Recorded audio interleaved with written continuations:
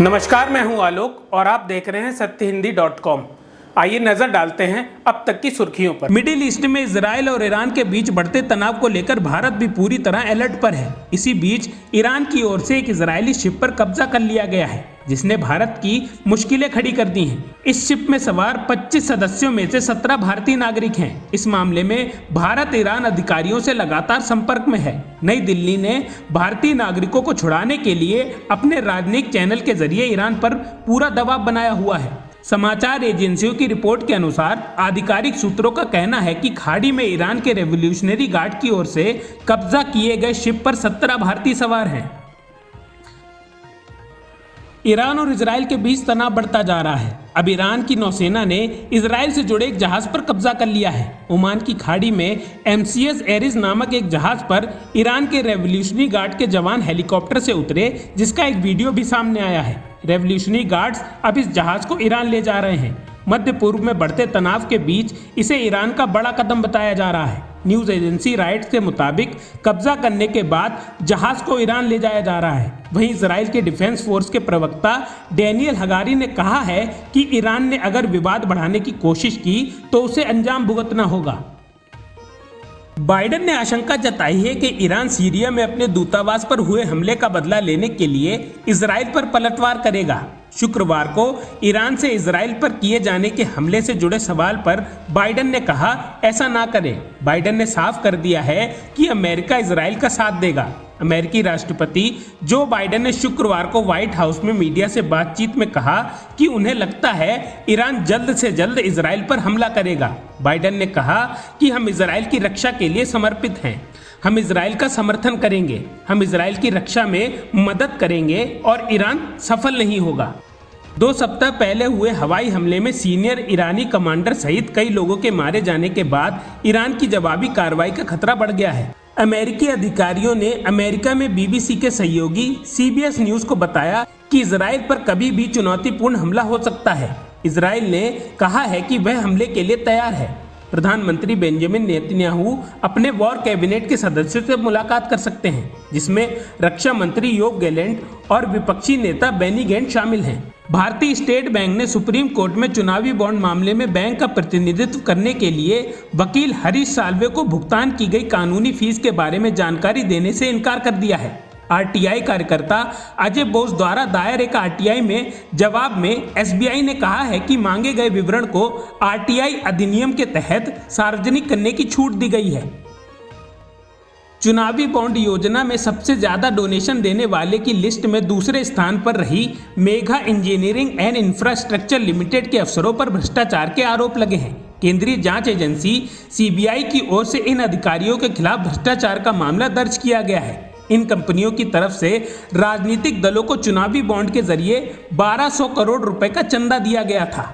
CBI ने इस्पात मंत्रालय ने NMDC iron and steel plant के 8 अधिकारियों समेत मेघ इंजीनियरिंग एंड इंफ्रास्ट्रक्चर लिमिटेड के खिलाफ यह मामला दर्ज किया है।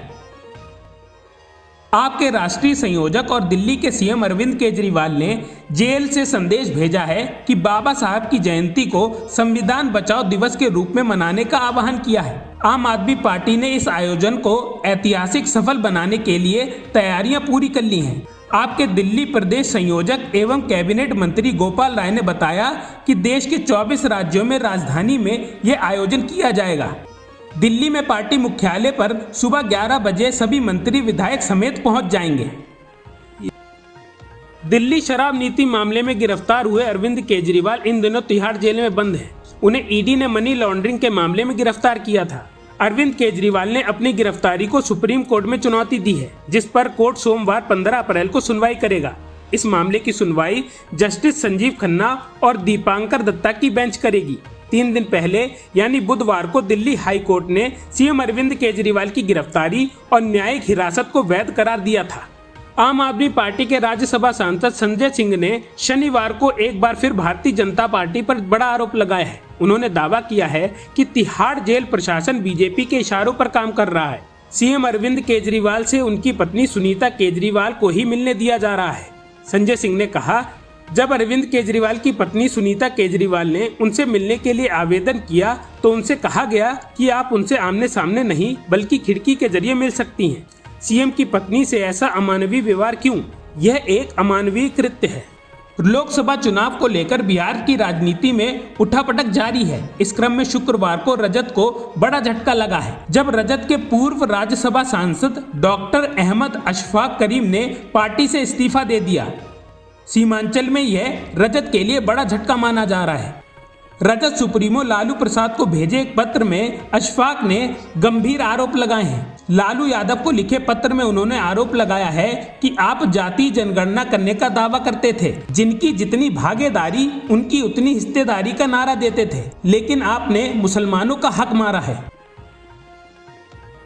बिहार की पूर्णिया लोकसभा सीट से निर्दलीय उम्मीदवार के तौर पर लड़ रहे पप्पू यादव ने कहा है कि वे कांग्रेस पार्टी के सिपाही हैं और आखिरी सांस तक इस दल के साथ रहेंगे। उन्होंने 2015 में स्थापित अपनी जन अधिकार पार्टी का कांग्रेस में विलय कर दिया था। यादव को पूर्णिया सीट पर जेडीयू सांसद संतोष कुमार कुशवाहा और आरजेडी उम्मीदवार बीमा भारती के साथ त्रिकोणीय मुकाबले का सामना करना पड़ रहा है। यादव ने पीटीआई से कहा, मैं कांग्रेस और उसके नेता राहुल गांधी और प्रियंका गांधी का एक सिपाही हूं।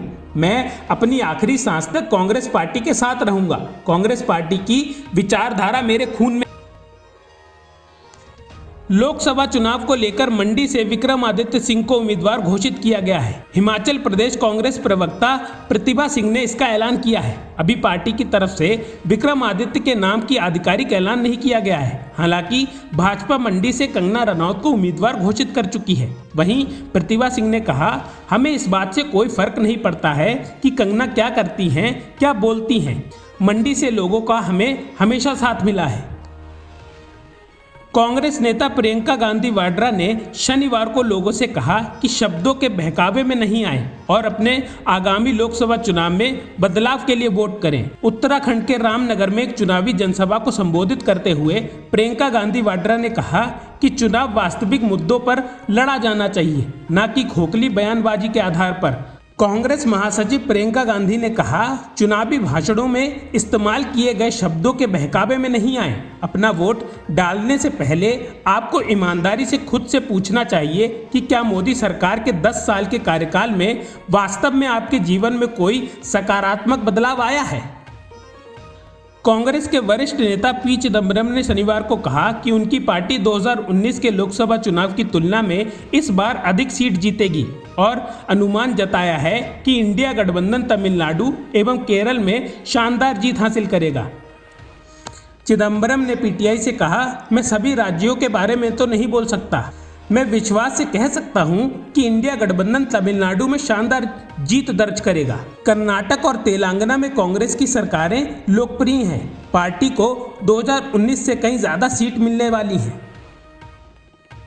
लोकसभा चुनाव को देखते हुए इंडिया गठबंधन के बीच आंध्र प्रदेश में सीट बंटवारे को लेकर सहमति बन गई है। कांग्रेस ने सीपीएम और सीपीआई को कितनी सीटें देने का सहमति जताई है, ये क्लियर हो गया है। सीपीएम 1 लोकसभा सीट और 8 विधानसभा सीटों के लिए चुनाव लड़ेगी, जबकि सीपीआई 14 विधानसभा और 2 लोकसभा सीटों के लिए चुनाव लड़ेगी। अकारू सीट से सीपीएम चुनाव लड़ेगी। वहीं 8 विधानसभा सीटें भी सीपीएम के खाते में गई हैं। शिरोमणि अकाली दल ने बैसाखी के मौके पर शनिवार को लोकसभा चुनाव के लिए अपनी पहली सूची जारी कर दी है। पार्टी ने पंजाब की 13 में से 7 सीटों पर उम्मीदवारों की घोषणा कर दी है, जिसमें गुरदासपुर, अमृतसर, आनंदपुर साहिब, फतेहगढ़ साहिब, फरीदकोट, संगरूर, पटियाला सीट शामिल है। गुरदासपुर से डॉक्टर दलजीत सिंह चीमा को उम्मीदवार बनाया गया है। हालांकि अभी तक भटिंडा व फिरोजपुर सीट पर उम्मीदवारों के नाम ऐलान नहीं किया गया है। उत्तर प्रदेश के उप मुख्यमंत्री केशव प्रसाद मौर्य ने समाजवादी पार्टी अध्यक्ष अखिलेश यादव पर निशाना साधते हुए कहा कि उनकी आजम खान, अतीक अहमद और मुख्तार अंसारी से दोस्ती के कारण सपा का सफाया हो गया। शनिवार को यहां पार्टी मुख्यालय में प्रवक्ताओं से बात करते हुए मौर्य ने कहा, अखिलेश यादव के 3 दोस्त हैं, आजम खान, अतीक अहमद और मुख्तार अंसारी। इनमें से 2 अब जीवित नहीं हैं, लेकिन इस दोस्ती के कारण समाजवादी पार्टी का सफाया हो गया है। लोकसभा चुनाव को लेकर प्रचार के लिए बसपा सुप्रीमो मायावती आज रुड़की पहुंची। यहां बसपा कार्यकर्ताओं ने उनका जोरदार स्वागत किया। इस दौरान उन्होंने हरिद्वार लोकसभा सीट के प्रत्याशी जमील अहम के पक्ष में वोट की अपील की। साथ ही सरकार पर जमकर निशाना बोला। उन्होंने कहा, भारतीय जनता पार्टी और उनके सहयोगी दल लंबे समय से केंद्र और अन्य राज्यों में काबिज हैं। उनकी कथनी और करनी में काफी अंतर होने की वजह से ऐसा लगता है कि इस बार भारतीय जनता पार्टी केंद्र में आने वाली नहीं है।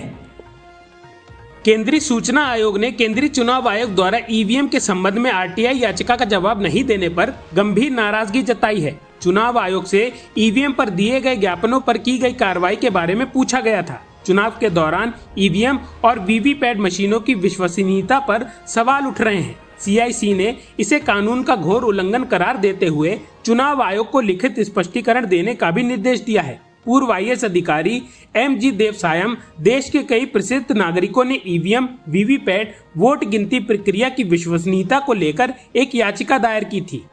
दिल्ली शराब नीति मामले में आरोपी भारत राष्ट्र समिति नेता के कविता को लेकर सीबीआई ने कोर्ट में बड़ा खुलासा किया है।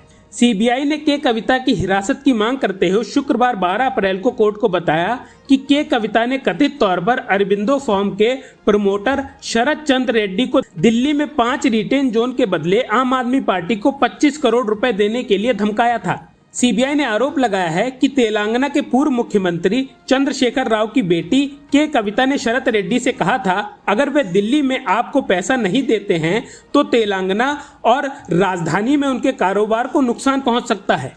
रजत ने शनिवार को लोकसभा चुनाव के लिए अपना घोषणा पत्र जारी कर दिया है। इसमें 24 जन वचन को शामिल किया गया है। ये 24 जन वचन जनता को दिए गए 24 वादे हैं। रजत ने कहा है, अगर केंद्र में इंडिया गठबंधन की सरकार बनती है तो वे इन्हें पूरा करेंगे। इसमें पहला वादा 1 करोड़ नौकरी का है। इसमें कहा गया है कि बिहार में 17 साल बनाम 17 महीने की तर्ज पर हम सभी सरकारी विभागों और सार्वजनिक संस्थानों में रिक्त 30 लाख पदों के अलावा 70 लाख पदों का सृजन कर कुल 1 करोड़ नौकरी देंगे। अब तक की सुर्खियों में बस इतना ही। आगे की खबरों के लिए बने रहिए सत्यहिंदी.com पर।